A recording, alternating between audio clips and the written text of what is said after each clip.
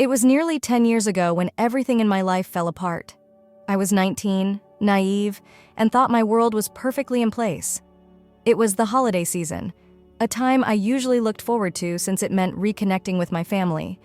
But that Christmas became the turning point, the event that would shatter my trust in everyone I held close. I was dating Matt at the time, my first serious boyfriend. We had been together for nearly 2 years, and I was deeply in love. You know the kind of love where you imagine your whole future together? That was us, or so I thought. I dreamed of getting married, building a family, and growing old with him. He was my safe space, my everything, and I never once doubted his loyalty. Then there was my older sister, Sarah. She was 2 years older than me, and, growing up, was the one I always aspired to be like. She was smart, confident, and seemed to have life figured out. We were close, or at least I thought we were.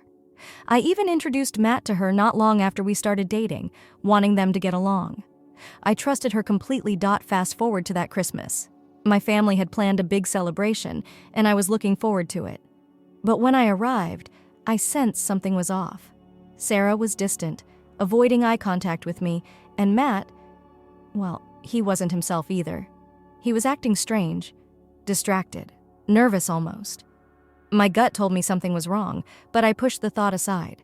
I mean, why would I ever suspect my own sister of anything shady? A few days after Christmas, I got my answer. It wasn't subtle or whispered behind my back. No, I walked in on them, Sarah and Matt, together. I had gone to Sarah's room to borrow her curling iron. I opened the door, and there they were, kissing like 2 teenagers at a high school dance. My heart froze. For a second, I thought I was dreaming, but the shock set in quickly.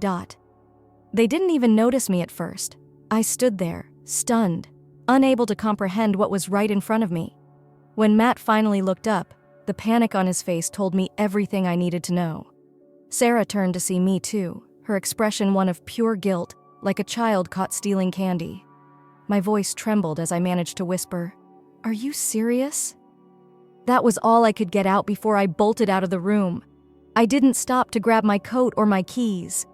I ran out of the house, down the street, gasping for air as tears streamed down my face.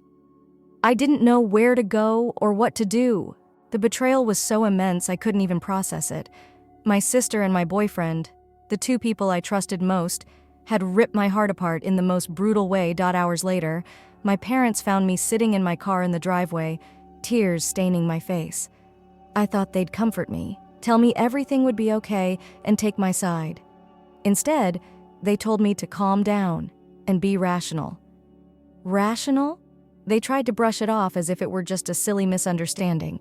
My dad even went as far as saying, "It's just a guy, don't overreact." But it wasn't just about Matt. It was about Sarah, my sister, my blood, betraying me in such an unforgivable way. And yet my parents couldn't see that. They sided with her, insisting that family is family, and I should forgive her. Their words felt like a knife twisting deeper into the wound. Sarah, of course, came to me with her half-hearted apology. She had the audacity to say, "I'm sorry, we didn't mean to hurt you. Matt and I just have feelings for each other." Feelings? Like that made it okay. Like her betrayal could be justified because they suddenly discovered their connection. I told her she was dead to me and that I never wanted to see her again, and I meant it. But my parents weren't having any of that. They called me dramatic, selfish, and immature. My dad even told me to grow up. In that moment, I realized I wasn't just losing my boyfriend and my sister. I was losing my entire family. After that night, I shut everyone out. It felt like the walls of my world had caved in, leaving me buried under the rubble. I couldn't bring myself to go back home, not to the same house where Sarah and Matt had betrayed me. My parents kept calling, texting, and trying to talk me down, but I ignored them all. Every message felt like another slap in the face.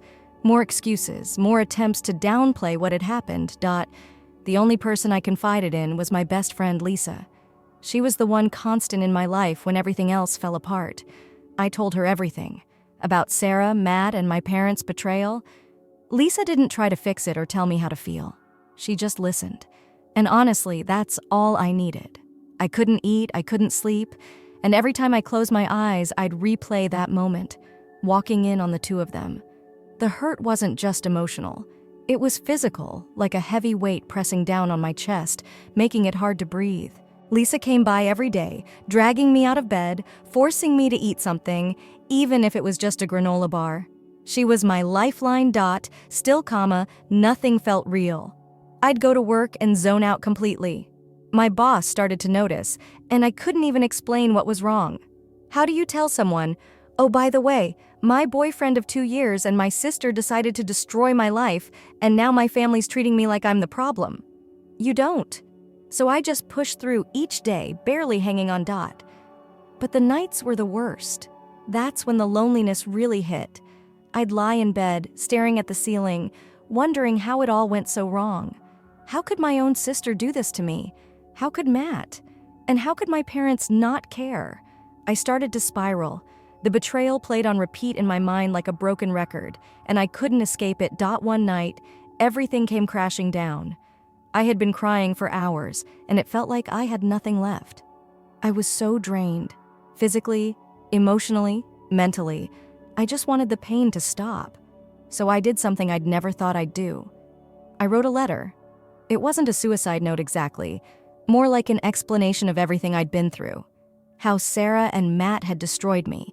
How my parents had sided with her. How I felt completely alone. I poured every ounce of pain onto that page, scheduled it to post on my blog, and swallowed a handful of pills.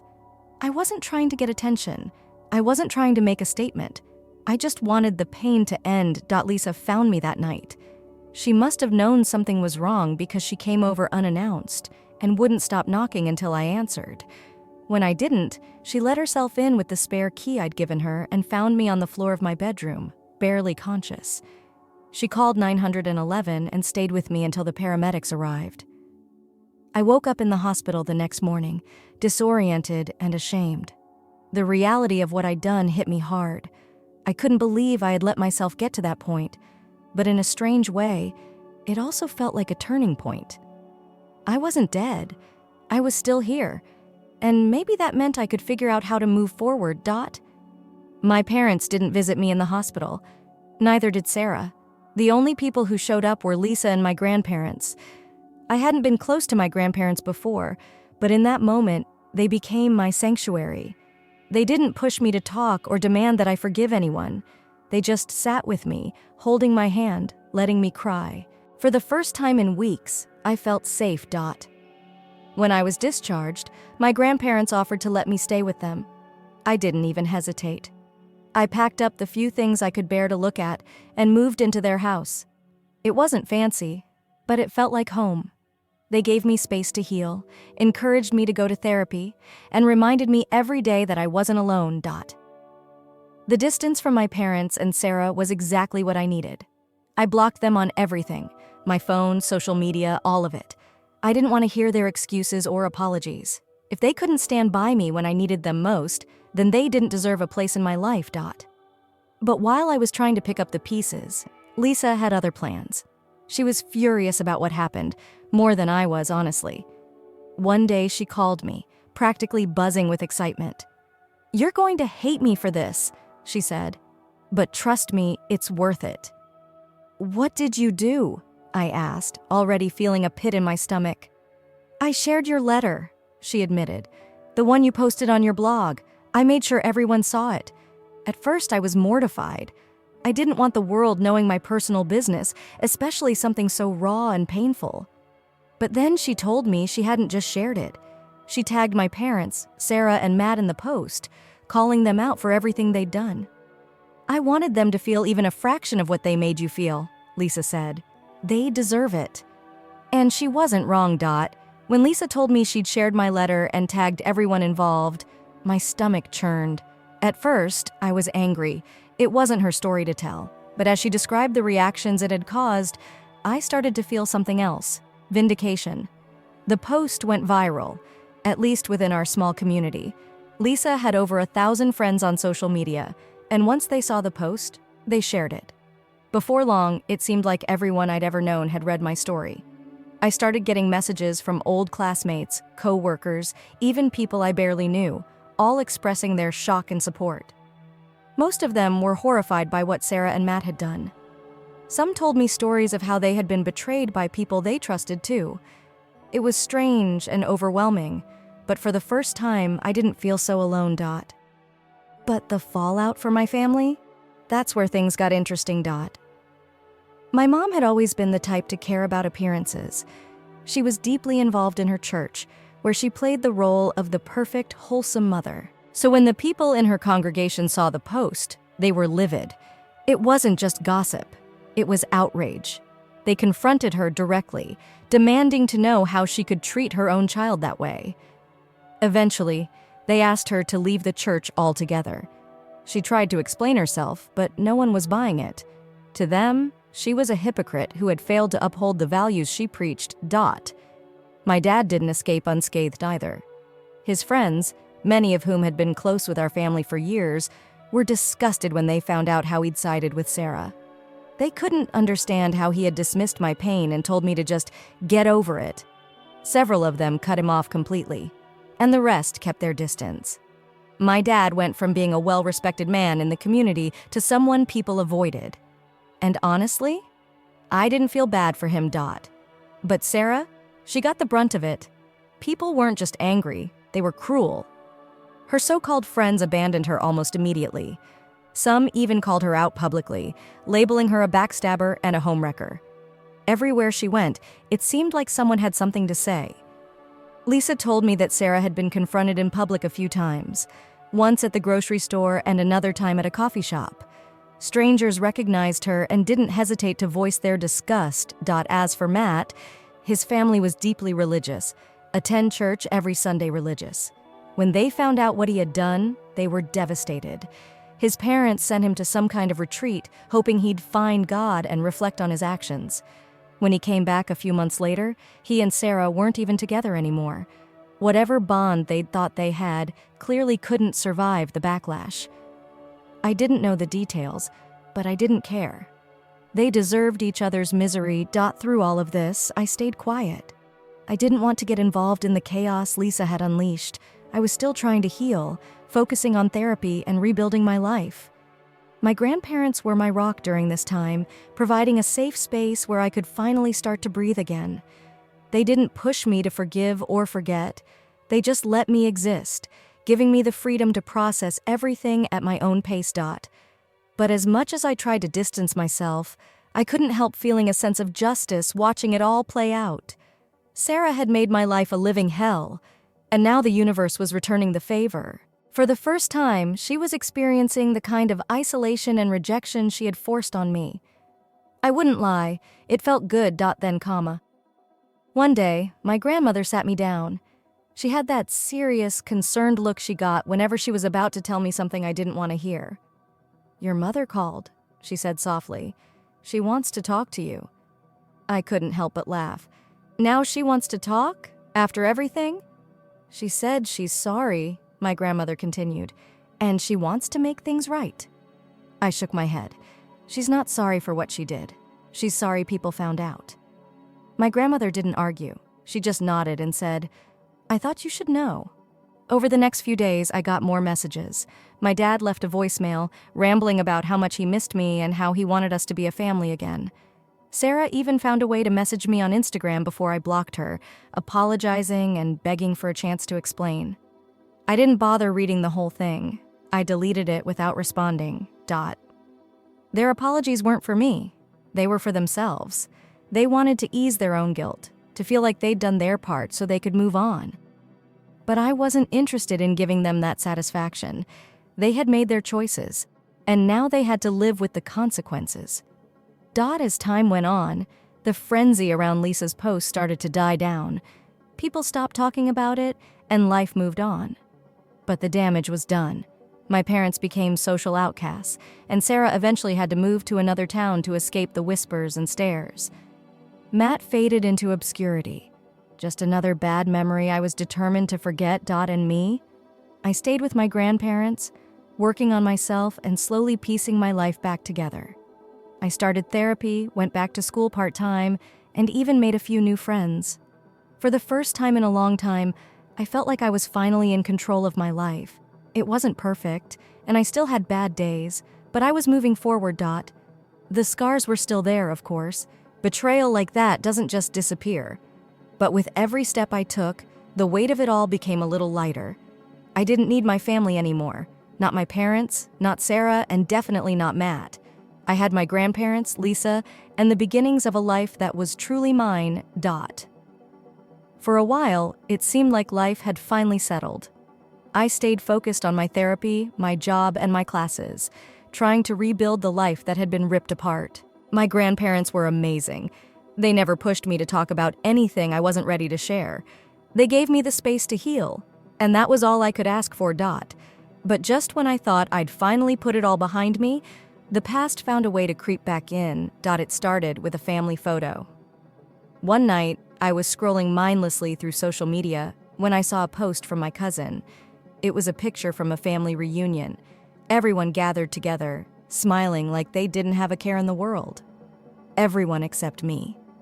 My parents were there, along with Sarah, laughing and hugging other relatives like nothing had ever happened. I wasn't surprised to see them carrying on without me, but it still stung. It was like I'd been erased, like I'd never been a part of the family at all. They'd betrayed me, cut me out of their lives, and somehow managed to keep going like I didn't even exist. I knew I didn't want to be part of that reunion. I couldn't stand the thought of sitting in the same room as Sarah or my parents. But seeing that picture made me realize just how little I mattered to them. The next day, I vented to Lisa about it.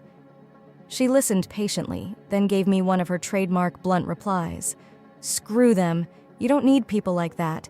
You've got your own life now." She was right, of course, I knew that. But it didn't make the hurt go away. The universe wasn't done throwing surprises at me, though. A week later, I got a voicemail from my dad. I didn't even recognize the number at first, since I'd blocked him on everything. But somehow, he'd found a way to reach out. His voice sounded hesitant, almost pleading, as he talked about how much they missed me and wanted to make things right. He said they'd been thinking about me and hoped we could talk. I didn't call him back. A few days after that, my mom sent me an email. It was long, filled with vague apologies like, "I'm sorry for everything that happened," and "We're family and we need to come together." But she never apologized for anything specific. Not for dismissing my pain, not for enabling Sarah's betrayal, not for telling me to grow up while my life was falling apart. It was all surface level, just enough to make herself feel better. I forwarded the email to my therapist and deleted it without replying. I knew better than to engage. If I let them back into my life, they'd just drag me down again. I'd worked too hard to start building myself back up to risk it all for people who had shown me exactly where their loyalty lay. For a few months, things stayed quiet. I started to feel like I was finally in control again. I wasn't thinking about Sarah or my parents as much, and even Matt had become little more than a shadow in the back of my mind. I was making progress in therapy, reconnecting with old friends, and focusing on myself for the first time in years. It wasn't perfect, but it was mine, and that was enough. Then, one random afternoon, I ran into Sarah. I was at the grocery store picking out vegetables for dinner when I saw her standing a few feet away. She looked just as shocked as I felt. For a moment, we just stared at each other, frozen in place. I wanted to turn around and walk out, but before I could, she approached me. Her eyes were already brimming with tears, and she started talking fast, like she had to get everything out before I could stop her. "I'm sorry," she said, her voice shaking. "I'm so sorry for everything. I miss you. I miss us. My life has been a mess since you cut me off. I never meant to hurt you, I swear." She kept going, repeating her apologies over and over, tears streaming down her face. I just stood there, letting her ramble. I didn't feel anger anymore, not really. If anything, I felt pity. She looked awful, like life had chewed her up and spat her back out. But her regret didn't matter. The damage was done, and no amount of tears could undo what she'd done to me. When she finally stopped talking, I took a deep breath and said, "I don't hate you, Sarah, but I don't want you in my life either." And then I walked away. She didn't try to follow me or call after me. She just stood there crying as I left the store. I didn't look back. That encounter stayed with me for days, not because it reopened old wounds, but because it made me realize just how far I'd come. A year ago, seeing Sarah would have shattered me. But now, it was like watching a stranger. She didn't have power over me anymore. None of them did, Dot. That was the moment I knew I was done with them for good. My family, Sarah, Matt, they were all part of my past, and that's where they were going to stay. I had a future to look forward to, and I wasn't about to let them take that away from me, Dot. After seeing Sarah at the grocery store, I thought I'd finally closed the book on my past. I felt lighter, like a weight I'd carried for years had been lifted off my shoulders. She didn't control my life anymore, and neither did my parents or Matt. I could breathe again, focus on myself, and keep moving forward, Dot. But as life often does, it wasn't done testing me yet. A few weeks later, I was at home with Lisa, watching some random Netflix series and eating takeout, when I got a call from an unknown number. Normally, I wouldn't bother answering, but something told me to pick it up. When I did, I was greeted by a shaky voice on the other end of the line. "Hey, it's me. It's Matt." For a moment, I didn't say anything. I hadn't heard from Matt since everything had gone down. Part of me wanted to hang up immediately, but curiosity got the better of me. "What do you want?" I asked, keeping my voice cold and detached. "I need to talk to you," he said. "There's something you need to know." I almost laughed. What could he possibly say that I didn't already know? He and Sarah had betrayed me. My parents had sided with them. My life had been torn apart. What more was there? "I've moved on, Matt," I said flatly. "I don't need your apology, and I don't care about whatever guilt you're feeling now. That's your problem, not mine." But then he said something that stopped me in my tracks. "It's not just about me and Sarah," he said, his voice trembling. "There's more to the story. Your family. There's something you don't know." Against my better judgment, I agreed to meet him. I didn't know why. Maybe I was looking for closure, or maybe I just needed to hear whatever it was so I could put it behind me for good. We met the next day at a small coffee shop, and when I saw him, I almost didn't recognize him.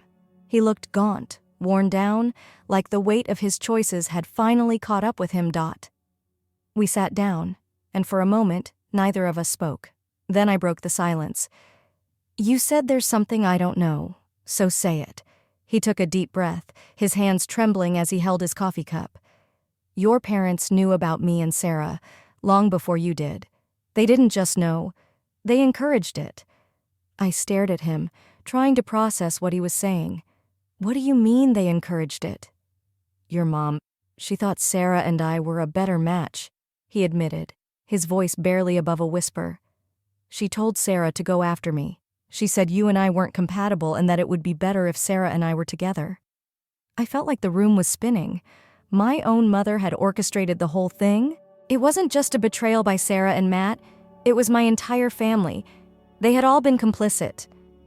"I didn't want to go along with it at first," Matt continued. "But Sarah kept pushing, and your mom said it was for the best. I know I messed up. I should have said no, but I thought you knew. I thought they told you." I couldn't listen anymore. I stood up abruptly, knocking over my chair. "You're telling me my mother, the woman who raised me, encouraged my sister to steal my boyfriend, and you went along with it?" He looked down, shame written all over his face. "I'm sorry," he said quietly. "I thought you deserved to know." I didn't say another word. I grabbed my things and walked out of the coffee shop, my heart pounding in my chest. The betrayal had always been painful, but now it felt unbearable. My own mother, the person who was supposed to protect me, love me, and have my back, had been behind it all. She had been pulling the strings, watching me fall apart and justifying it as what was best for me. When I got home, I sat in my car for what felt like hours, trying to make sense of everything. I wanted to scream, to cry, to lash out, but I didn't have the energy. Instead, I just sat there, numb. The next day, I confronted my parents. I showed up at their house unannounced, using the spare key they hadn't bothered to take back from me.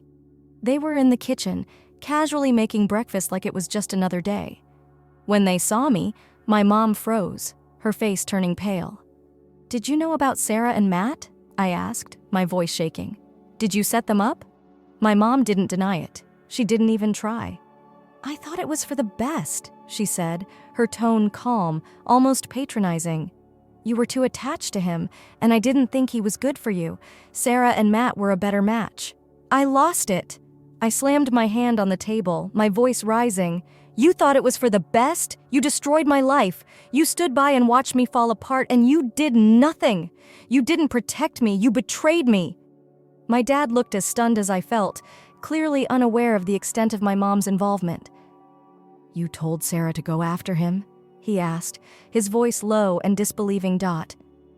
My mom shrugged. I didn't think it mattered. They had a connection. I couldn't take it anymore. I looked her dead in the eyes and said, You didn't protect anything. You ruined everything. I will never forgive you. With that, I walked out, slamming the door behind me. My dad tried to call after me, but I didn't stop. I was done. Done with all of them. That night, I told my grandparents everything. They were horrified but not surprised. You don't owe them anything, my grandpa said, his voice steady. You've got your own life to live now. He was right. I did have my own life to live, and I wasn't going to let them take that away from me anymore. I haven't spoken to my parents since. My dad has sent a few messages, and my mom tried calling once, but I blocked them both. Sarah hasn't reached out again, and Matt is nothing more than a ghost from my past. It's taken time, but I finally found peace. I've built a life for myself surrounded by people who truly care about me. My grandparents, Lisa, and the few friends I've let in along the way. My family may still be out there living their lives, but I'm living mine too. And for the first time in years, it feels like mine. Story 2. Your assistance is greatly appreciated. Together, let's continue to build this channel. Many thanks. Let's begin the video now. Hello, Reddit. I never imagined that I would be posting here, but what happened 2 weeks ago is making me completely insane. I need to express it publicly to see whether I'm exaggerating or if this whole thing is as crazy as it seems. It's been eating away at me. It's going to be a doozy, so be ready. I was always the little one growing up. I'm the youngest of 5 children, and my name is Emily. At times, I felt as though I belonged to a different family because my siblings Josh, Chris, Rachel, and Mike were all so much older than me. They were already starting their adult lives, moving out or attending college by the time I was old enough to begin making memories. I felt like a strange tag-along they had to put up with, an afterthought. I still adored them, though. You view your elder siblings as heroes when you're the youngest child. When I was younger, I thought Mike hung the moon. The coolest of the older siblings, he was impervious to wrongdoing. Even though Chris was more reserved and solemn, I still loved him.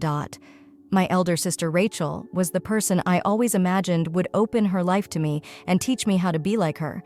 Even Josh, the elder one's kid, kept me at a distance, even though he felt the closest to me in age. Mike's wedding was the first time I truly realized how unimportant I was to them. It was my 10th birthday. 10 is that strange age when you feel like you're still young enough to be treated like a child, yet old enough to participate in adult activities. I thought I wasn't the target of Mike and his fiancée Sarah's announcement that they were getting married without children. After all, I wasn't just any kid who would scream or toss food during the vows. His sister was me. The day my parents sat me down is still fresh in my mind. I had been ecstatic. For the special day, I even asked my mother if I may wear one of her necklaces. She said it at that point. Only grown-ups are invited to Mike and Sarah's wedding. You won't be able to make it, Emily. I looked at her for a moment, trying to take it all in. I quote, not like other kids, though. Trying to reason with her, I said. I swear I'll keep silent. She gave me a puppy-like pat on the head. Sweetheart, it's only for adults. When you're older, you'll comprehend. I didn't fully comprehend it. I spent hours crying in my room. I wanted to see my brother Mike get married. I wished I could have watched Sarah there. When my sister walked down the aisle, I already had that person in mind. My parents, however, left me with a babysitter instead. I still recall how it felt to look at the clock that day and think about all I was missing. Mike's return from his honeymoon. I hoped he would mention it. Perhaps he would apologize for my absence or share a humorous story from the wedding. However, he didn't. He pretended that I had nothing to do with it, as if I weren't even worthy of recognition. Chris were engaged 2 years later. By then I was 12, and I assumed that things would be different. I was older, more reserved, and well-behaved. I made sure everyone knew that I didn't complain or make a scene. I thought, okay, but this time I'll be invited. When they stated that his wedding was child-free as well, not at all, I received the same spiel once more. Only adults are allowed at the wedding, according to Chris and his fiancée. Emily, it isn't intimate. Not intimate. It was intimate. When it occurred, how could it not be personal? Twice. This time, I tried not to cry. I wanted to act more mature because I was older. I didn't yell or plead. While my folks were making their explanations, I just sat quietly. My mother even made an effort to console me. One day, you'll have your own wedding, and it will be amazing. You'll see. However, it didn't improve my mood.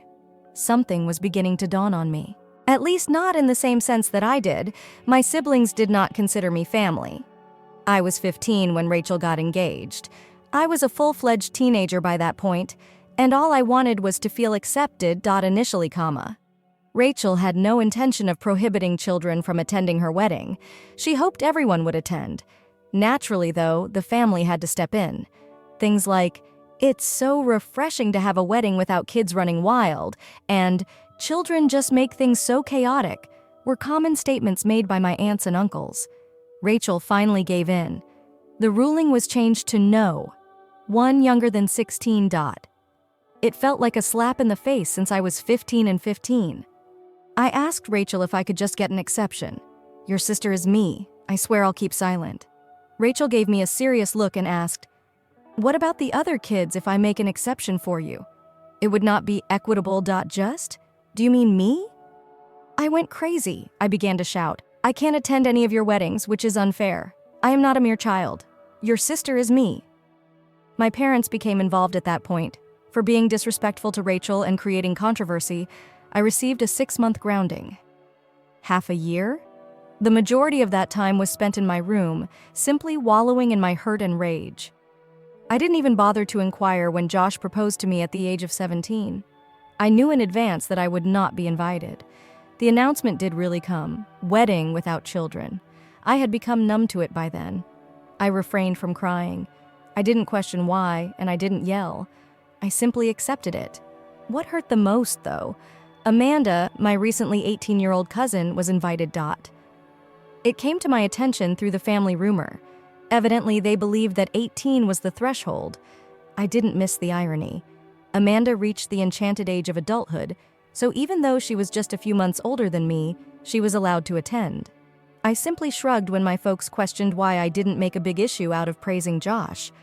I texted him briefly, "Well done, I hope today is fantastic." Then, as usual, I shut myself in my room.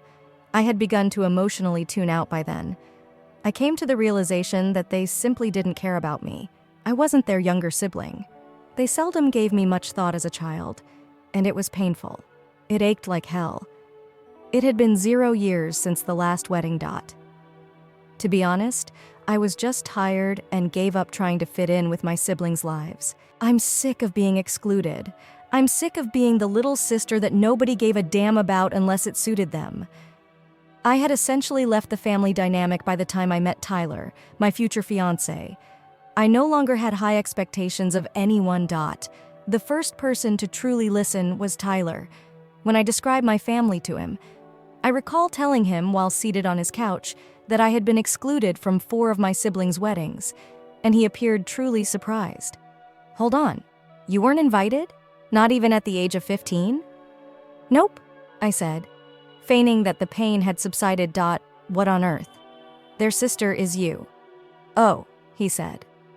After a minute of sitting there and shaking his head, he added, "That's really messed up." That's probably when I realized it was seriously broken. I'd been telling myself it was normal for so long. On paper, child-free weddings made sense. I mean, it wasn't like they were specifically targeting me. However, my family decided to keep me out 4 times. No sibling ever said, "Hey, Emily ought to be there." It wasn't typical. I was therefore certain of one thing when Tyler and I became engaged a few years later. It was going to be different at my wedding. There would be a lot of people who genuinely cared about me at my wedding. Not just those who showed up because they were supposed to, but those who wanted to celebrate me. That's when I decided what to do. I had no intention of inviting my siblings. There was nothing particularly dramatic about it. I didn't declare it in the family group chat or write an angry letter. I simply did not include them on the guest list. Simple as that. I knew it would blow up eventually, but I figured I'd cross that bridge when I got there. The first sign of trouble came about 2 months before the wedding. My mom called me randomly one afternoon, acting weirdly chipper. I should have known something was up. "So, Emily," she said in that voice she always used when she wanted something, "how are the wedding plans coming along?" "Good," I said cautiously. "Everything's almost done." "That's great," she said, pausing for a moment before adding, "Your brothers and sister haven't gotten their invitations yet. Did you send them out already?" My heart started pounding. I didn't want to have this conversation. Not yet. "Yeah, I sent them out," I said, trying to sound casual. She didn't miss a beat. "Well, they didn't get one. Maybe it got lost in the mail." I sighed. "Mom, I didn't invite them." There was silence on the other end of the line. Just a heavy, shocked pause. Then came the explosion. "What? Emily, how could you not invite your own family? Your siblings? What's wrong with you?" I gripped the phone and tried to stay calm. "They didn't invite me to their weddings, Mom. Not a single one of them. So I'm returning the favor. It's fair." She sounded like I just committed a crime. That was different. "You were young. They didn't mean to hurt you." I laughed bitterly. "Well, it hurt anyway. And now I'm done pretending like it didn't." She started in on the guilt trip immediately. "Emily, you're being spiteful. Family is family. You don't just shut them out like this. What are people going to think?" And there it was. What will people think? My mom's favorite concern. I cut her off before she could say anything else. "I don't care what people think, Mama.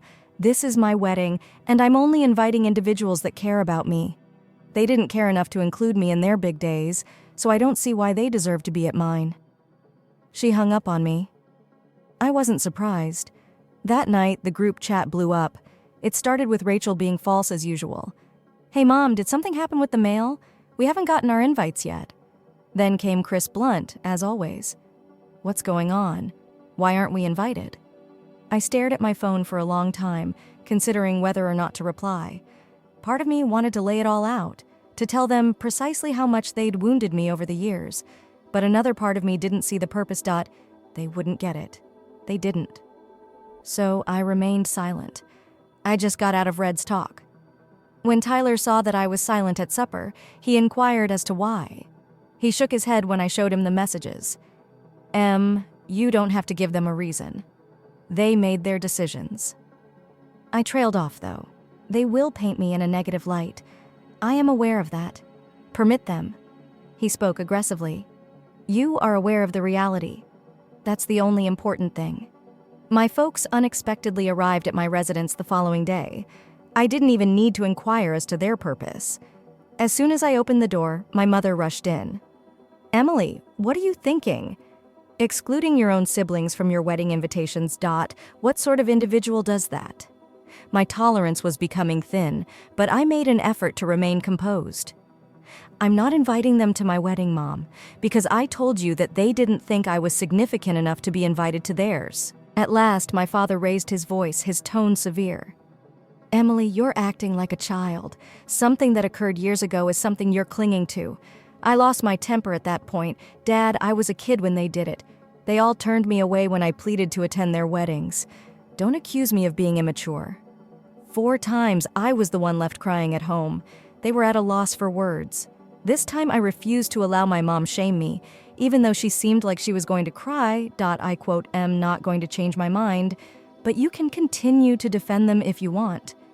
They would have revealed it back then if they truly cared about me. They departed in a rage and frustration. My siblings' communications became more obscene throughout the course of the following few days. Chris referred to me as self-centered. According to Rachel, I was destroying the family. Josh didn't even try to make it seem nice. Emily, you're being petty. Adult up. None of them received a response from me. I no longer had to justify myself. One night, as I was going through their notes, Tyler gave me a hug and said, "You know, I'm proud of you for standing up for yourself." I also felt proud of myself for the first time. I thought the family drama would end after the initial round. I assumed that after complaining to each other for a while, and perhaps to some distant cousins, they would move on. When my family didn't get what they wanted, that's how it generally went. However, I didn't realize they were going to make this a huge fuss. It began modestly.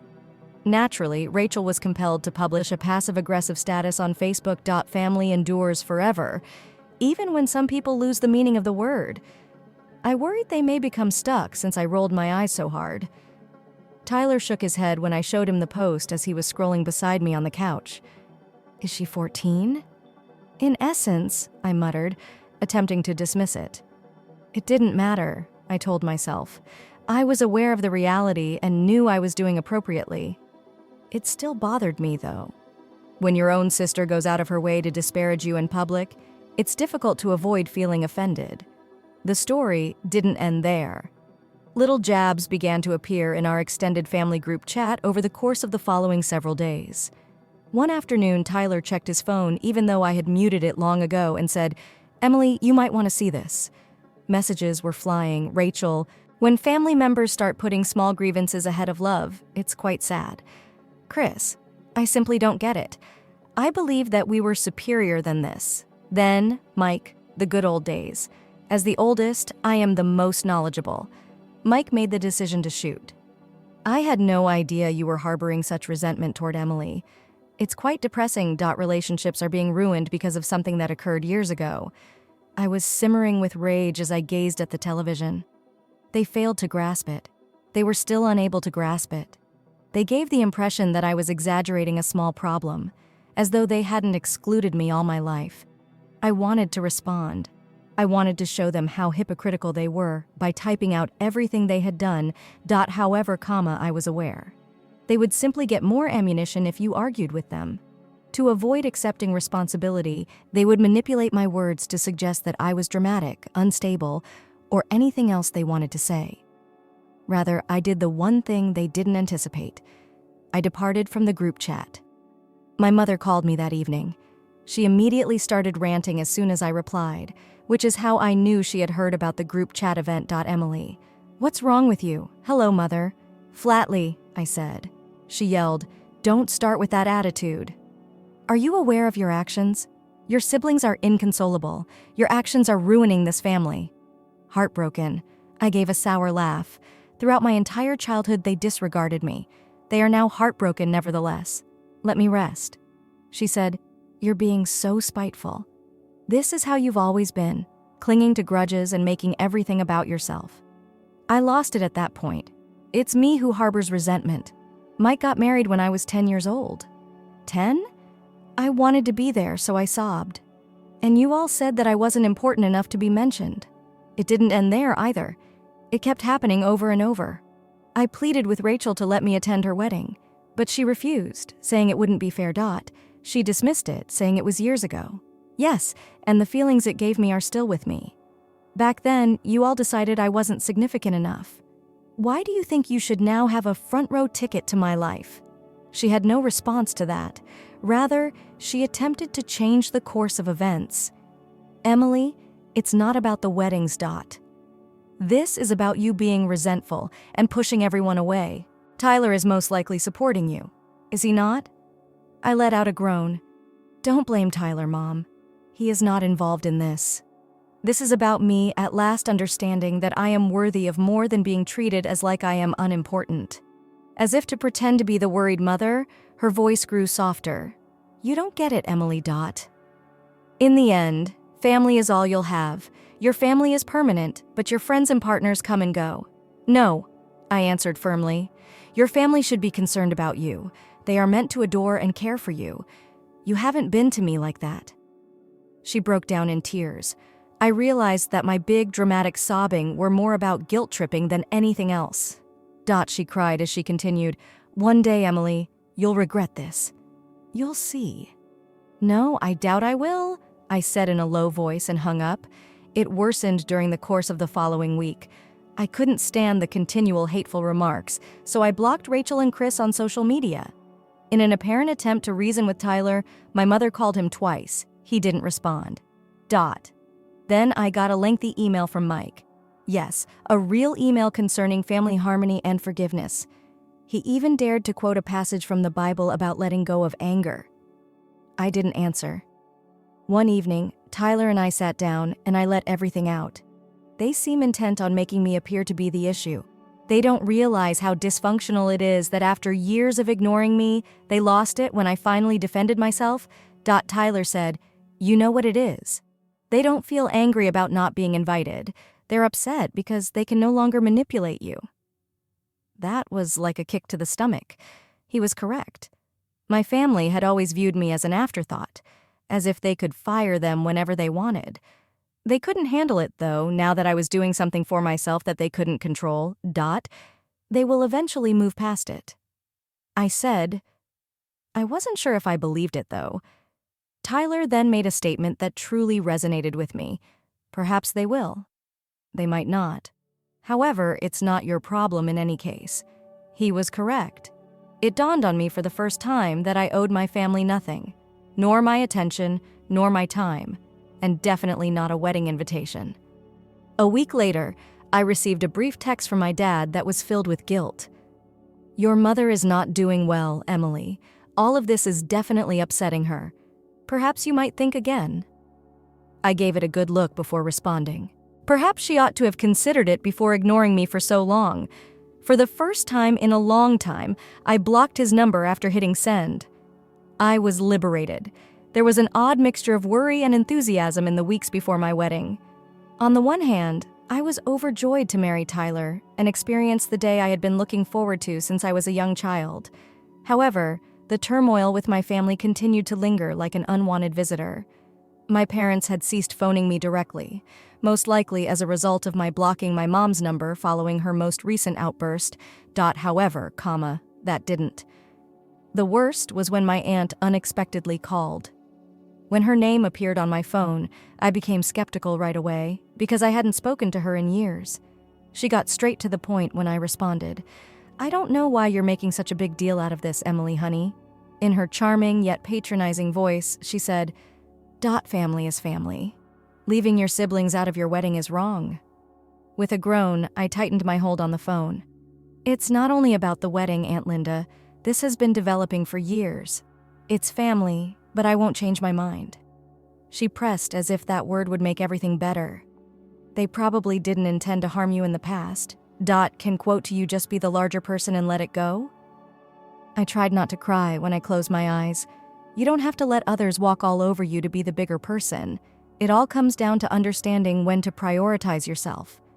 She paused on the other end, and I heard her let out a loud sigh. "All I can hope for is that you won't regret this, Your family will be absent one day, and you will miss them." I remained silent. I simply hung up, the wedding morning. I felt a strange mix of calm and anxiety when I woke up. It was not typical. What if there is a problem? Wedding day jitters, sort of. I felt more like I was holding my breath. Even though I was aware that my family was not invited, I couldn't help but worry that they would somehow make an appearance. In some way. However, Tyler, being the incredible person that he is, wouldn't allow me to think about it. He simply grinned and replied, when I confided in him about my concerns as we were getting ready separately. "We are the focus of this day. Nothing else is important. I'll personally escort anyone who attempts to destroy it." I laughed at that, and I felt lighter for the first time in weeks. The location we selected was ideal. It was cozy and small, a flower-surrounded garden. The trees were hung with twinkling lights, and a small gazebo where we would exchange vows. A huge, extravagant wedding was not what I wanted. I was looking for something genuine and loving, and it was precisely that. Along with some extended family who had genuinely shown me kindness throughout the years, my closest friends were present. As I was finishing up my dress in front of the mirror, my best friend and maid of honor, Jenna, entered and smiled. It felt right. You look fantastic. Regards. I spoke quietly while I experienced a range of emotions. For a while, Jenna perched on the side of the couch and observed me. Are you all right? After a moment of hesitation, I nodded. Yes, I'm not sure. I suppose it's sad. Not today. The fact that my family isn't here makes today ideal. Leaning forward, she scowled. Emily, it's acceptable to feel that even if you made the right decision, it still hurts. Her remarks really got to me. Tears filled my eyes as I turned to face her. You know, I wanted them to care. When I was a child, I wanted them to stand up for me, but they never did. Jenna got up and gave me a strong embrace. You don't require their blessing. You are loved by others. Pay attention to that. I took a big breath and nodded. She was correct. My family wasn't the focus of today. Tyler and I were the focus. I was so taken aback by the grandeur of everything as the ceremony began that I lost all sense of time. I recall thinking, this is it. As I stood at the end of the aisle and gazed at Tyler. This is the sensation of happiness. I experienced a wave of liberation as I approached him. I was no longer the small sister who was forgotten. I wasn't the young person who pleaded to be admitted, but was denied entry. People who genuinely loved me and wanted to see me happy were all around me as a bride. The vows were flawless. Tyler, you swear to always be there for me, to love me, and to protect me, and I make the same pledge. When we finally said, I do, not a single eye in the audience, including mine, was dry. The reception exceeded my expectations in every way. We chuckled, we had some food. Until our feet hurt, we danced. My friends gave us a toast while telling us amusing anecdotes and expressing their sincere hopes for the future. Tyler, parents, who had always shown me such kindness, expressed their pride in having me in their family. I once crept aside from the throng to observe everything. As I stood at the edge of the garden, I saw the people laughing together and the lights sparkling in the trees. And I had been believing the lie for so long because I felt so full. I was informed by my family that I was unimportant and unworthy of their presence. However, as I stood there and observed all of these individuals who genuinely cared about me, I came to a realization. For those who truly deserved to know me, I mattered. One of my relatives drew me aside later that evening as the event was coming to an end. I definitely shouldn't have said this, but I let out a groan. Emily? Now what? She had a sheepish appearance. It looks like your mom and Rachel hosted a dinner party tonight, such as a substitute for your wedding. After a moment of staring at her, I started giggling. Are you serious? She gave a nod. I am aware that it is pitiful. I just wanted to let you know. I continued to giggle and shook my head. It's okay. Let them have their party of sympathy. I'm hoping the dinner is tasty. My cousin obviously thought I would be unhappy, but I wasn't. It was evidence, if anything, that I had made the proper choice. My entire life, my family had excluded me and then attempted to defend it. They couldn't take it now that I was setting the boundaries. Everyone gathered around Tyler and me as we moved together during our final dance of the evening. I'm so glad we did this, I muttered. He grinned at me from below. Me to him. This is only the start. And I believed it for the first time. There was no family present. The happiest day of my life was missed by them. But I didn't lose that. They did. Because I realized I had everything I had ever needed, and none of it had come from them. As I glanced around the room filled with laughter and love. After the wedding, I believed the worst was behind us. Yes, I did. It had been the ideal day. I got all I wanted and more. Additionally, I thought I had finally moved past the absurdity of my family. I attended the event and didn't miss them. I didn't pause to consider what may have happened if they had been present. It was sufficient that I was surrounded by kind people. But if I've discovered anything about my family, it's that they dislike being disregarded. It seems as though they were unable to accept that I was content without them. Thus, they made the decision to do one final stir. A week after the wedding, Rachel sent out the first message. It was Rachel, of course. When it came to family strife, she had always been the first to point the finger. I saw some of your wedding photos. It's unbelievable that you kept it in a garden. Appeared informal. However, I suppose that's what you desired. Stunned.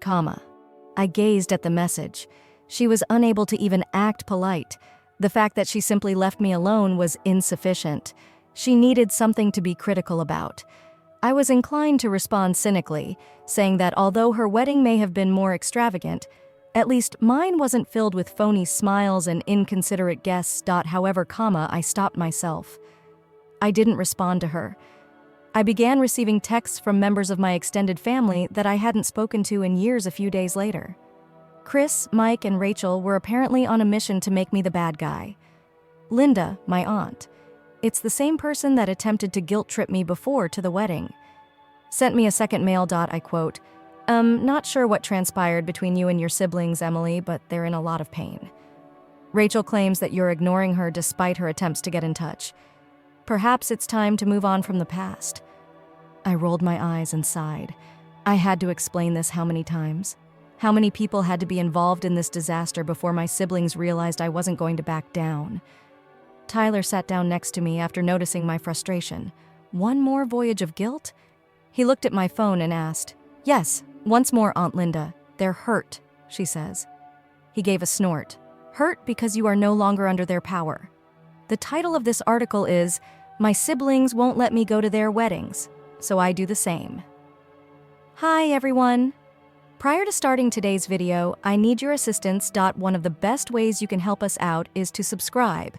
As we've observed, the channel is losing some of its popularity. It's simple, free, and helps us continue to provide you with amazing content. Your assistance is greatly appreciated. Together, let's continue to build this channel.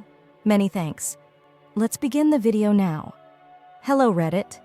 I never imagined that I would be posting here, but what happened 2 weeks ago is making me completely insane. I need to express it publicly to see whether I'm exaggerating or if this whole thing is as crazy as it seems. It's been eating away at me.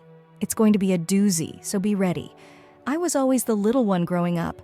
I'm the youngest of 5 children, and my name is Emily. At times, I felt as though I belonged to a different family, because my siblings Josh, Chris, Rachel, and Mike were all so much older than me. They were already starting their adult lives, moving out, or attending college by the time I was old enough to begin making memories.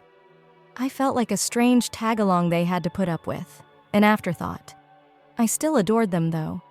You view your elder siblings as heroes when you're the youngest child. When I was younger, I thought Mike hung the moon.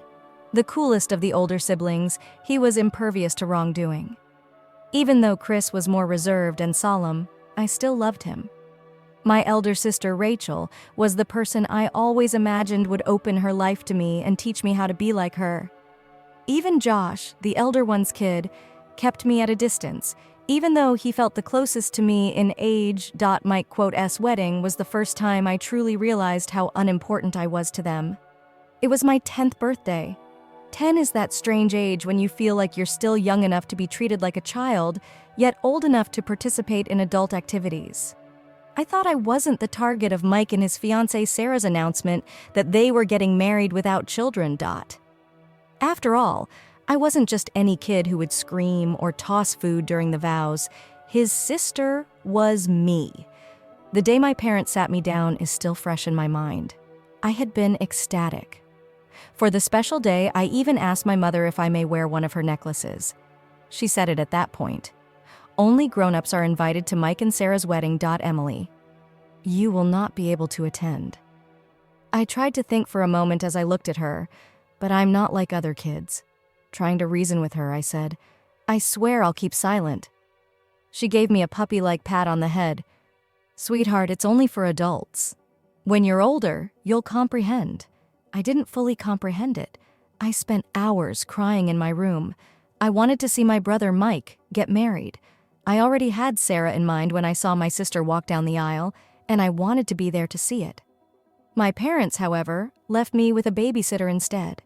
I still recall how it felt to look at the clock that day and think about all I was missing. Mike's return from his honeymoon. I hoped he would mention it. Perhaps he would apologize for my absence or share a humorous story from the wedding. However, he didn't. He pretended that I had nothing to do with it, as if I weren't even worthy of recognition. Chris were engaged 2 years later. By then, I was 12, and I assumed that things would be different. I was quieter, older, and well-behaved. I made sure everyone knew that I didn't complain or make a scene. I thought, okay, but this time I'll be invited. When they stated that his wedding was child-free as well. Not at all. I received the same spiel once more.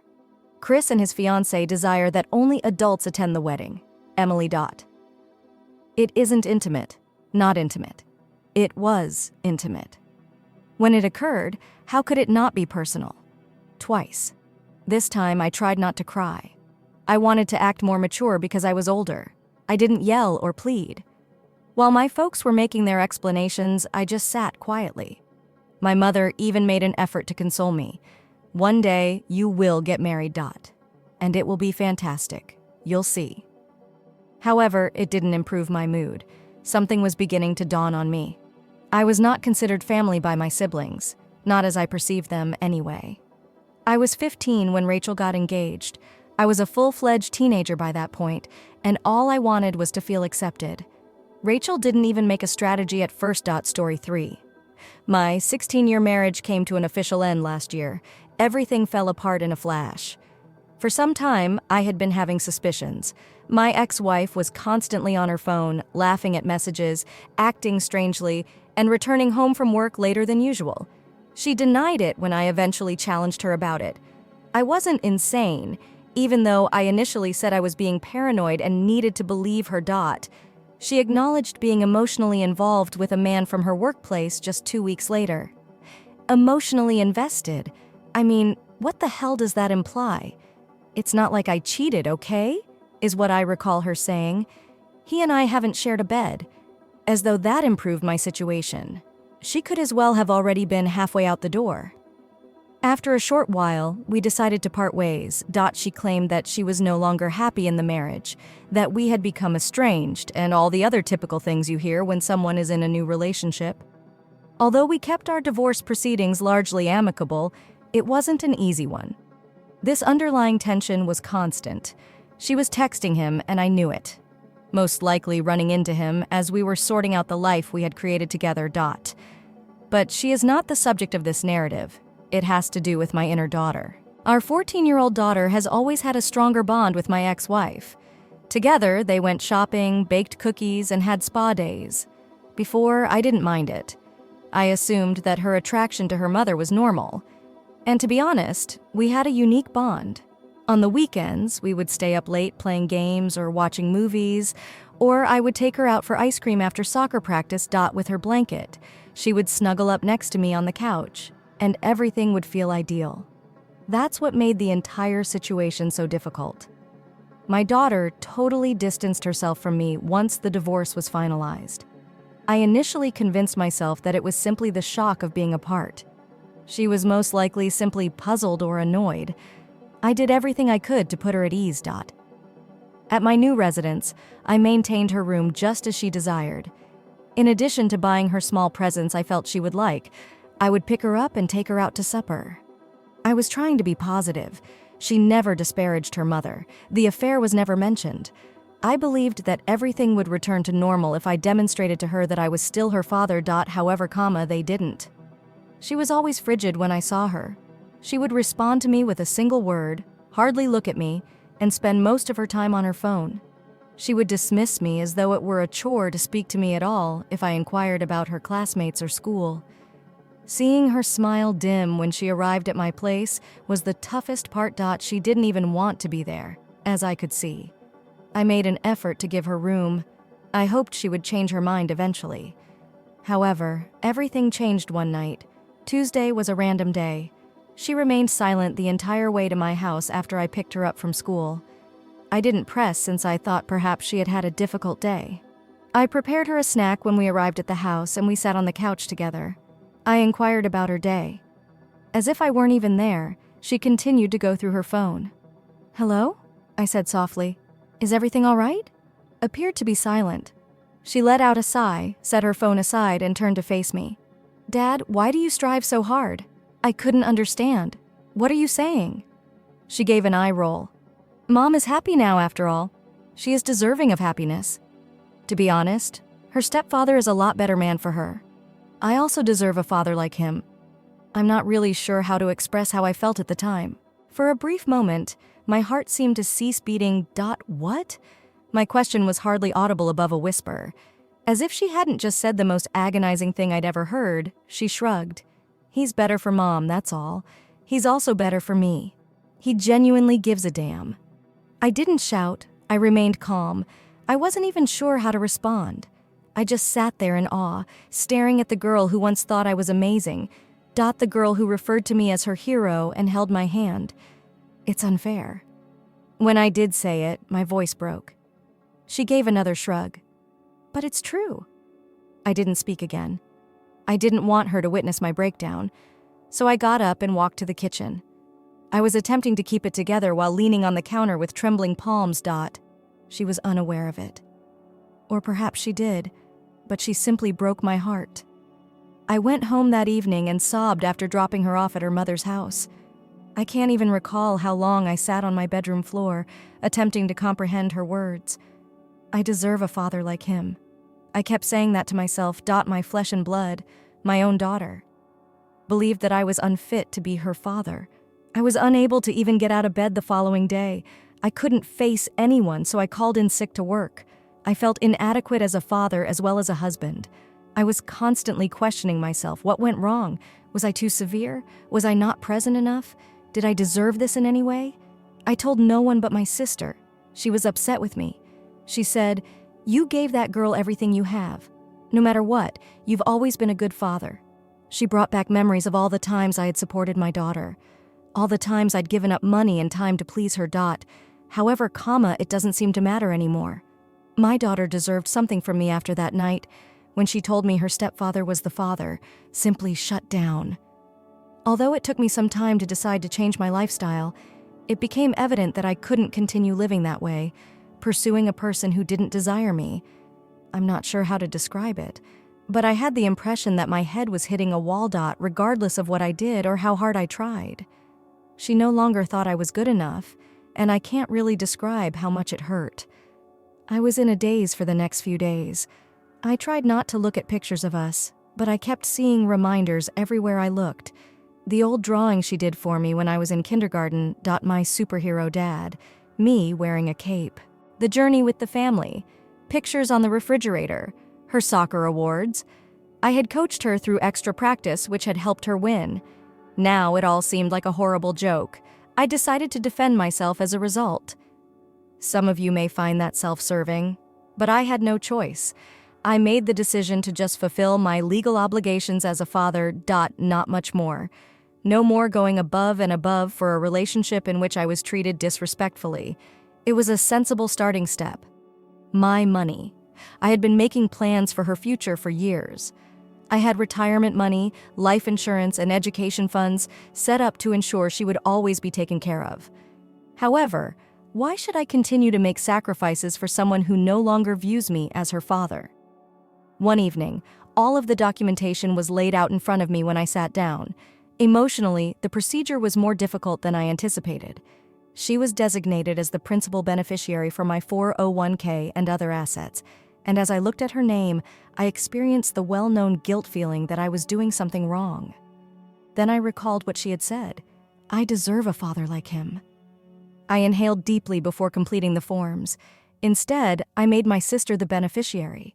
The only one who had supported me during this ordeal was she. She had been my rock, supporting me when I felt like giving up and listening to me rant. That is something she deserves. The college fund was the next decision. Let me explain. Even though I know this is the point at which people will attack me, I contributed to that fund for years. I stopped taking vacations. I put in extra hours and forewent pleasures in order to construct it. I took this action because I wanted to provide my kid with every chance in life. Saving money for someone who doesn't even want you in her life, however, is pointless. I made the decision to begin spending that money on myself. I first simply used a small amount of it to make minor repairs around my house. After that, my sister and I began discussing going on a vacation. She hadn't traveled abroad for years, and to be honest, I needed a vacation. I needed a reminder that there was more to life than suffering and letdowns. We made travel plans to Europe for 2 weeks. For the first time in months, I felt like I could breathe again after paying for it with a portion of the college fund. I had only ever seen images of the places my sister and I visited: Italy, France, Spain. We laughed like we hadn't laughed in years, drank too much wine, and ate delicious cuisine. I felt like I was living for myself for the first time since the divorce, rather than being crushed under the weight of unachievable expectations all the time. I realized there was no going back once I returned. My daughter began to notice over the course of the following few months that I was no longer going above and beyond for her. I wasn't making as much of an effort to talk to her, and I wasn't organizing any special events or presents. I wasn't mean or nasty. I simply stopped making such an effort. When it was my turn, I would pick her up, drop her off, and take care of the necessities. I didn't press for more conversation or time spent with her. All I did was what was asked of me. She didn't seem to care at first. Eventually, she began to notice the changes, but she was still completely engrossed in her mom's new life and the ideal family she had with her stepdad. She would look at me as we were driving, or sit silently for longer periods of time than normal, as though she wanted to ask a question but wasn't sure how to do it. Then, everything culminated one day. It was my daughter's regular weekend visit.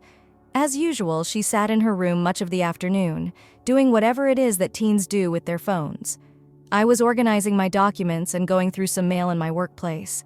It wasn't until I heard papers shuffle behind me that I realized she had entered. "How come you're in here?" Startled, I asked. In her hand were several paperwork. When I saw what they were, I froze. The recipient shifts. "What is this?"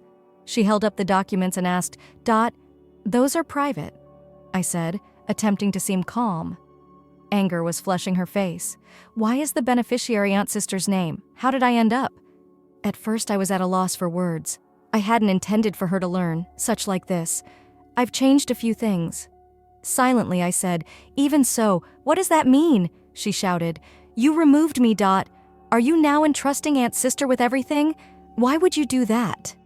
Sighing, I tried to regain my composure, due to the daughter's name. When I'm not wanted in a relationship, I can't keep giving my all. "Your stepfather was the father you deserved," you told me. "You were clearly audible to me."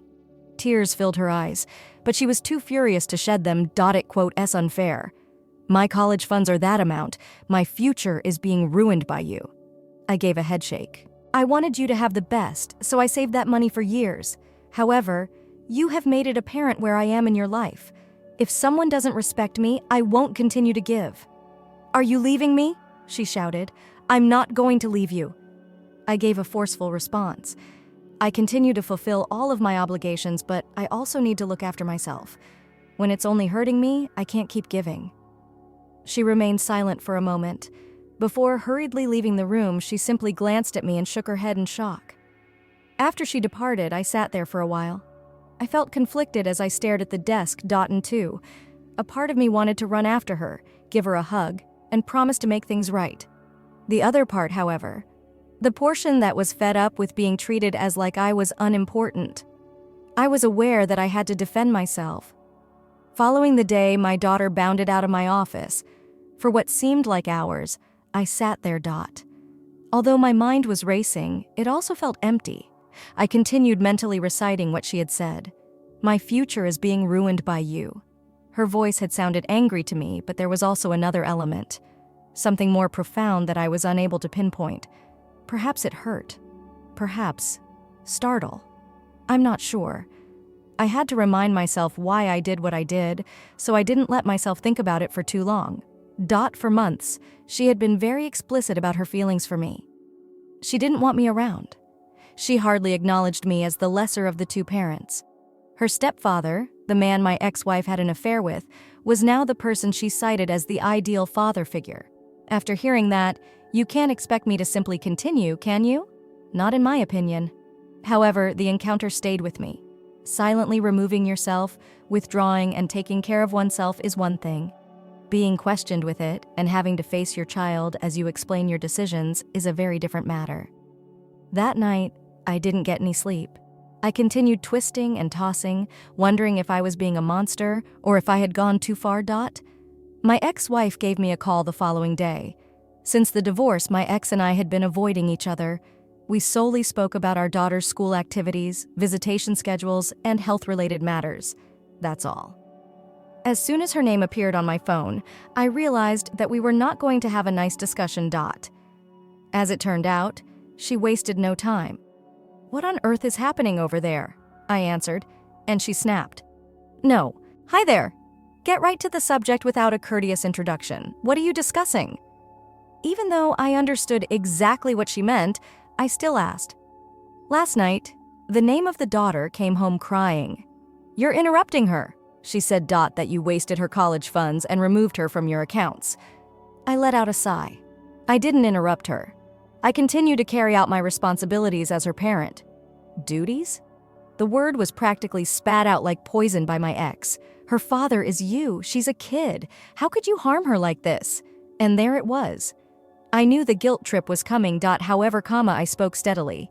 She wasn't harmed by me. I've been doing my hardest to help her. She has made it apparent that she does not want me in her life, despite my months of trying to be a part of it. I will no longer put all of my energy into a relationship in which I am not appreciated or respected. I'm sick and tired of being ignored. She is only a child. My former partner yelled, "Here, you are the adult. Your feelings are hurt, thus you don't have the right to behave in this way." It hurt. I'm not going to lie. It wounded my sentiments. They were broken. However, I also wasn't going to allow her to take advantage of me. "I'm not being spiteful," I firmly stated. "I'm defending myself." She informed me that her stepfather is the father she is entitled to. What did that do to me, do you know? For a little period, she was silent. Perhaps she didn't think I would say it.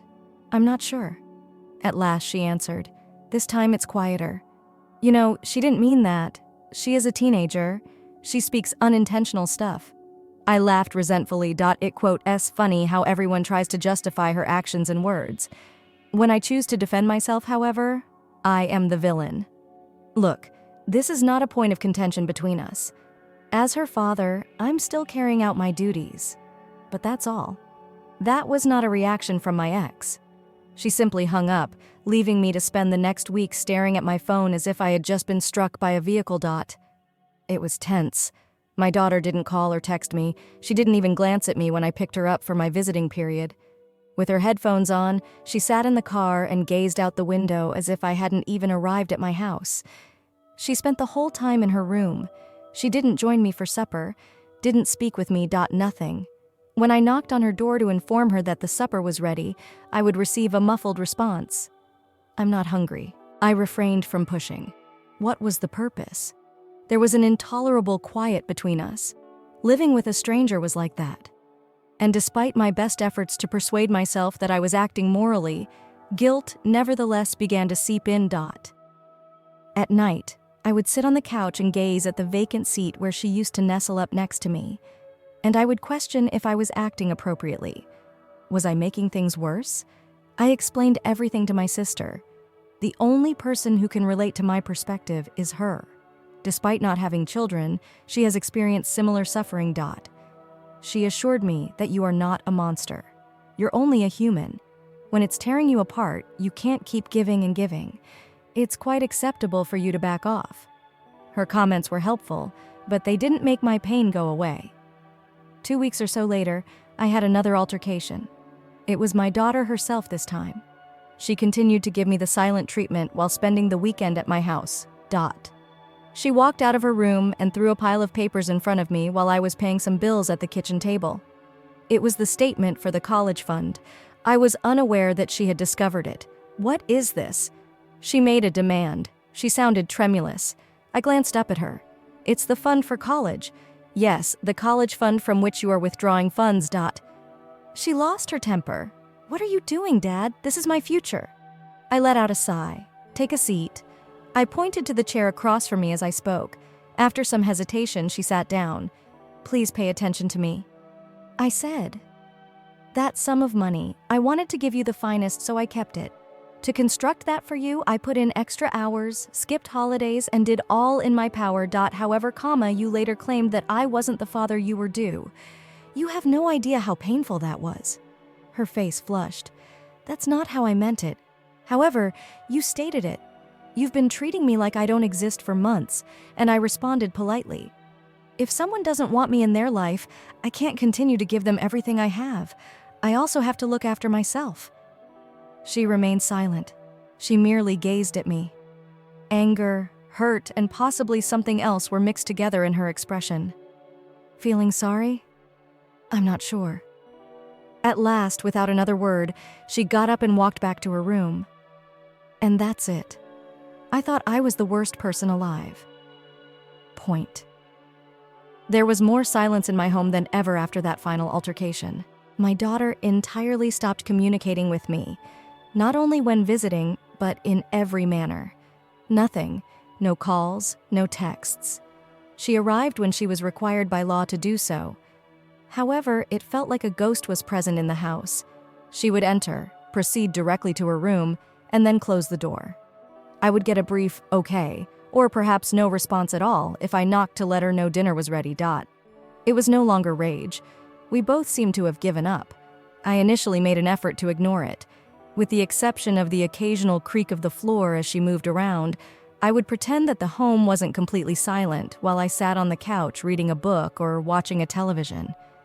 This is what I wanted, I told myself. Distance. Less harm. However, I was deceiving myself. The quiet felt oppressive. Here's something I'll admit. I've kept it to myself. I would occasionally stand in the corridor and listen for her presence when she was in her room. When I heard her pacing the floor or the faint sounds of music playing on her phone, I was overcome with melancholy. Just to hear her voice utter something that wasn't icy or bitter, I wanted to knock and inquire how her day was going. However, I was unable to bring myself to do it. Weeks passed during this silent conflict. My sister visited me one day when my daughter was staying at my house. She had brought a few gifts and some groceries from her most recent work trip. Regardless of the size of the gift, she has always loved giving them. We were conversing about unrelated topics while seated in the kitchen. My sister looked in the direction of the corridor. She has yet to come out. To me, she whispered. Not at all. Not wanting to get involved, I mumbled. With a sigh, my sister shook her head. You know, this isn't good for you. How should I proceed? What is the name of your sister? Quietly, I answered. For months, I made an effort. She was clear about my position. She can't be made to care for me by me. She knew I was correct, so she didn't dispute with me. Instead, before I could stop her, she sprang up and moved to the corridor. She gently knocked at my daughter's door. My sister whispered, Hey, sweetie. May I enter? A faint sound reached my ears. Yes, from within, and my sister vanished into her chamber. I remained in the kitchen, unable to stop myself but trying not to listen in. I was able to hear some of their talk, but not all of it. My sister returned to the kitchen later and remarked, She's just really mad. It seems to her that you are punishing her. I stared at her in disbelief. Are you punishing her? How? She notices the cash, items as a form of discipline. My sister answered, as if she's hurting you and you're taking everything away from her. That's not clear to her. You're attempting self-defense. I rubbed my temples and moaned. How do I get her to notice that? I have no intention of ruining her life. I quote, V had enough of being a doormat. I can't allow her to continue treating me as though I'm unimportant. I'm not sure. My sister acknowledged it. However, neither of you is benefiting from this silence. She was correct. I was aware of her correctness. I made the decision to attempt speaking with my daughter that evening. I had no idea what to say, but I reasoned that anything was preferable to the Cold War we had been experiencing. For once, she didn't ignore me when I knocked on her door. She said in a bland voice, Come in. She was sitting on the bed when I opened the door. Staring at her phone, knees pulled up to her chest. I took a seat on the bed's edge, allowing some distance between us. We both remained silent. I finally said something. Can we have a conversation? She gave a shrug. What is it about, regarding all I said? About our journey here. She avoided eye contact. You're unwilling to speak with me. You've stated that rather clearly. That is untrue. Silently, I said. I really want to talk to you, but you always cut me off. You acted as though I didn't exist. You have no idea how painful that was. Something flickered in her eyes as she looked up. Perhaps sadness? Perhaps guilt? You did, even if I didn't mean to. I gently interrupted. I wasn't the father you deserved, you told me. You opted for your stepfather instead of me. And I understand. He might be excellent. You might like him. However, that does not imply that I am no longer your father. Her hands were silent as she gazed down at her. I acknowledged my faults. I may have distanced myself too much. Perhaps I made choices that you disagree with. However, I did it because I had no other means of self-defense. The pain of hearing those words from you is beyond your comprehension. Me felt as though you no longer cared about me. When she did speak, it was quietly. That's not how I meant it. After the divorce, you were always so solemn and quiet, which infuriated me. You seemed to have lost interest. A lump formed in my throat. You don't realize how much I care. However, as you pushed me away, I was unsure of how to react. For a long, neither of us knew what to say, so we sat there in silence. Everything wasn't magically healed at that one moment. Not at all. But it seemed like the first time we were genuinely listening to one another rather than arguing or ignoring one another. I said, I don't know how to fix this, but I want to try, before I left her room. I still consider you my daughter. I still adore you. She didn't answer, but she also didn't tell me to go. I'd been telling my kid for a few weeks now that I wasn't going to continue pursuing someone who didn't want me in their life. There was silence, but not in a pleasant sense. Although it felt more like a formality than anything more, she continued to visit. I allowed her to spend the majority of her time in her room. I was not going to make her stay with me any longer. Then, suddenly, everything was different. My phone rang late on a Friday evening. My daughter's name appeared on the screen while I was half asleep, and for a while I believed I was dreaming. I never got a call from her. Never. My heart was racing when I answered, so I sat up fast. Hi there. Tears clogged her voice as it came over the line. Can I come over, Dad? I was immediately aware. What's the matter? Are you all right? Please, she muttered. Could I simply stop by? Right now, I don't want to be here. I stopped asking questions. I quote, I'll come grab you, of course. My kid was already outside, sitting on the curb with a backpack beside her, when I arrived to my ex-wife's house. She appeared more diminutive than I'd ever seen her. Like a child once more. Her face was smeared with tears. She got to her feet and wiped her eyes as soon as she spotted me. What took place? As she climbed into the passenger seat, I inquired. She took a while to respond. With her arms folded securely across her chest, she simply gazed out the window. Shall we simply leave? Softly, she said. I gave a nod and got behind the wheel. Later that evening, we sat at the kitchen table. She gripped the mug between her hands as if it were the only thing keeping her grounded after I had made her some tea. She was silent for a while before speaking. Mom continued, scarcely raising her voice above a whisper. My stepfather cheated on me. I went cold. That was unexpected. What? She took a deep breath and turned to face the table. Tonight, they got into a big argument. He's been seeing someone from his gym, Mom discovered. It must have been ongoing for some time. He lost it when she screamed at him. My hand squeezed beneath the table. Have you lost it? How? I could see the tears re-emerging as her lip quivered. He began to speak terrible things about her, about me. He called me a spoiled little brat and stated that Mom was pitiful for putting her trust in him. I'm as worthless as she is, he muttered. My blood began to boil. Before I could speak, I had to take a big breath to relax my tense chest. Did he say it to you? She gave a nod. She was crying uncontrollably. Right now, yes. He told his mother that he was tired of being the father of someone else's child, as if it were some sort of duty. I tried to take in what I was hearing while leaning back in my chair. I was unsure about how to feel. I was angry on the one hand. She was angry that this man, who had seemed so self-satisfied and flawless to her, had shown his actual nature. However, this was precisely what I had feared, and I felt a dull discomfort. He was portrayed by my kid as the ideal father, someone I could never be like. He had now destroyed her.